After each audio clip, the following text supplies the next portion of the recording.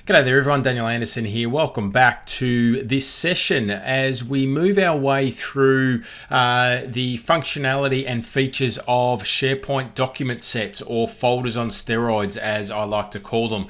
Now just a little bit of a recap of what we've covered so far. So we've gone through how we actually enable the document set site collection feature, and then also how we add a document set to a library, because in essence a document set is a content type that we just need to add to a document library or document libraries so that we can make use of these document sets. So we've already covered that.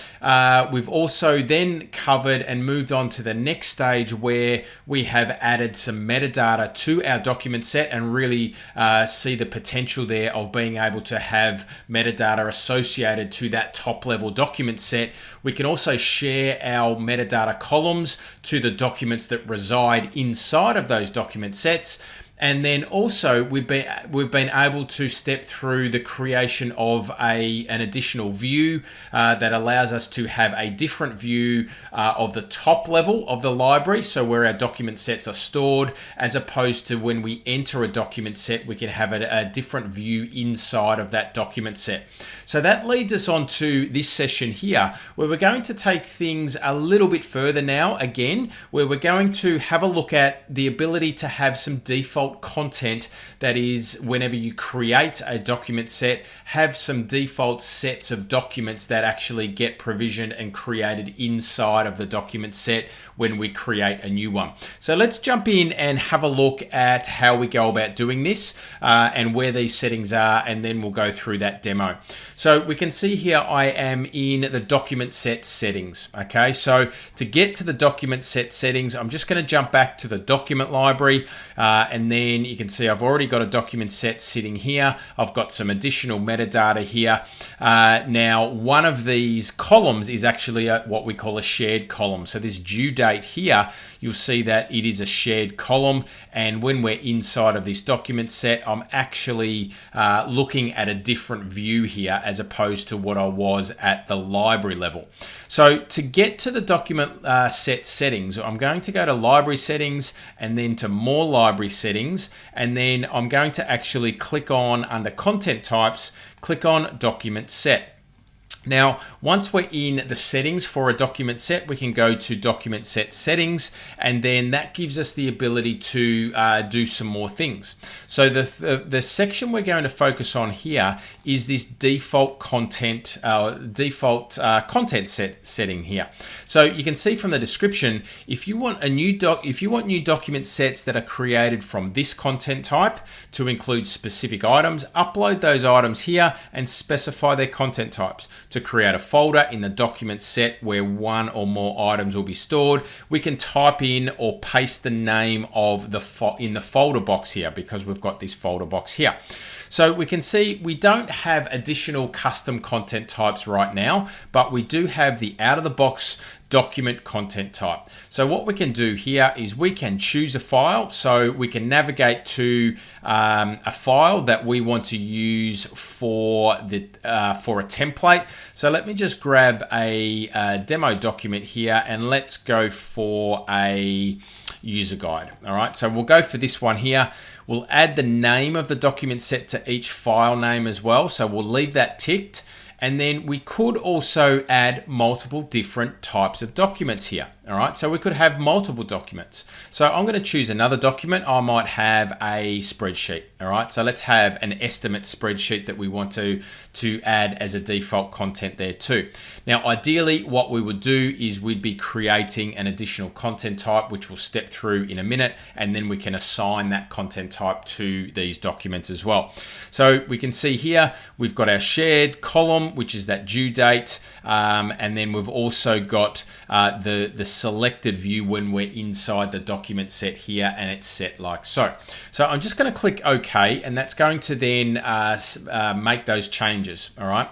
So now let's jump back onto documents, and let's go to create a new document set. So let's go new document set, and then we're presented with the classic experience right now. So let's go to project B. We can enter in a description. Let's just go migration to SharePoint from file server, because these document sets are based on projects. So each project becomes a document set. The due date, let's just give this a due date. We'll go the end of May, and we'll go project status, we'll go active, and then we will save this. All right, so once this is saved, that's going to take us back to the document, the library itself, and inside of the document set. Now we can see here that these documents have actually been automatically created for us. And you can see that we've got the document set name that's been prefixed to the start of the file name. So project B, new user guide, project B, design estimates, okay? And you can see inside of the document set, we're just on our custom view. Now, when I jump back up to the top level of the document library, we can see that we've got our project status as active. We've got our due date here as well. Now, when we go back into that, we can see that we are there and we are set with our documents.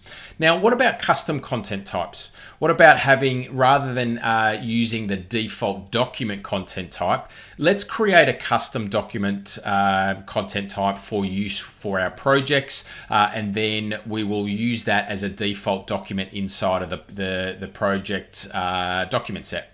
So let's go up to the cog in the top right-hand corner. We'll go to site information. We'll then go to view all site settings. Now we're going to create a site content type here. So let's click on site content type, and we're taken to our site content type gallery.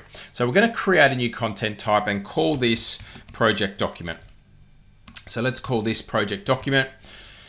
And let's go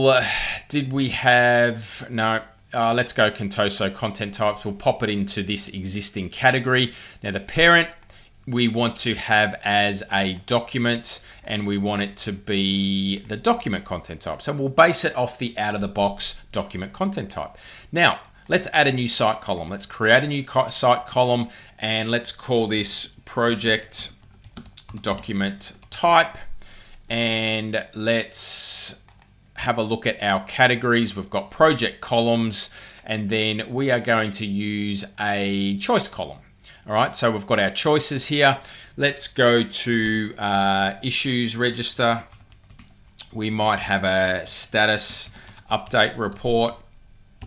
Let's just call it status update. And let's call this one estimate, okay? Or actually, let's call this one commercials. All right, so we've got 3 types of documents. All right, so let's save that, and we've now created a new content type. So let's now go back to our site. So we'll go back to the RFQ site. We'll go into the document library settings, and then we'll add this additional project document content type to our library so that we can use that inside of our document set. So I'm going to go to library settings. I'm going to go to more library settings, and then we are going to go to add from existing site content types under the content type section. So let's go and add that. So what we should see under Contoso content types is our project document. Let's add that, and we'll click OK. All right, so now that's being added so that we can use that in our library. Now, the next thing I'm going to do is go back into the document set, and then we will go into the document set settings. Okay, and then what we'll do is we might, let's go add a new default. Actually, the first thing we need to do is we need to allow that content type to be used. So you can see at the top here, we've got only one content type that's allowed for use inside of the document set. So what we want to do is we want to make sure that we have the project document that is allowed in this document set. Ideally, we would remove this, okay? So you'd remove that default document content type, but let's now choose project document. Let's change these over also to project document, and we will choose a couple of new files to add, all right? So we've already got the new user guide and this design estimate. let's go to a PowerPoint document, and we'll also just add another document here. Like so. So we'll just wait for this to come up, and we'll go to a spreadsheet. All right, so we'll go to these two here. All right, so there we go. We're still going to add a name to the document set for each file, and we will now click OK. So now we've got 4 documents that when we create a new a new document set, that will automatically be created for us. So let's jump back into documents. So we've got our 2 document sets here. Let's create a new one. Now you can see that we've got document, document set, and project document as our content types. Let's go to document set, and we'll create a brand new one for us. Let's call this one Project C. SharePoint intranet. We'll give it a due date. We'll fill out this metadata, remembering the due date is a shared column, okay? And the project status, let's just go not started, and we'll save that.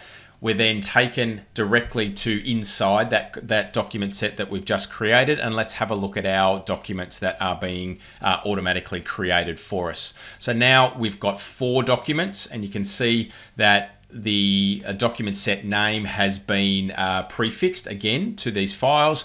When I select one of these, let's have a look, and you can see that this content type has been set to project document, and I've got the ability here to now make this a change the status of this project document type. Now, because we've got this view here, what we can do is now we can change this view. So I want to make sure that we've got our project document type available in this view. So inside document set, I want to save this view as inside document set so that we're seeing that project document type. Now, when I go back up into the documents, you can see that I don't see that project document type because it doesn't really relate to this document set level, all right? But when we go into a document set, that's where our documents are, and we want to see the type of documents that they are set to inside of the document set.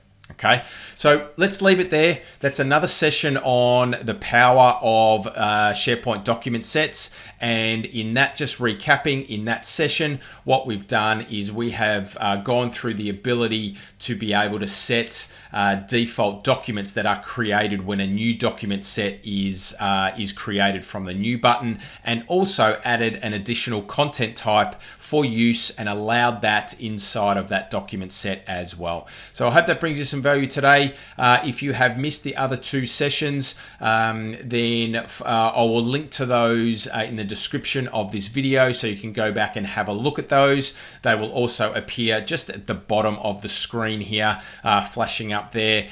So go back and have a look at those if you need to have a little bit of a recap.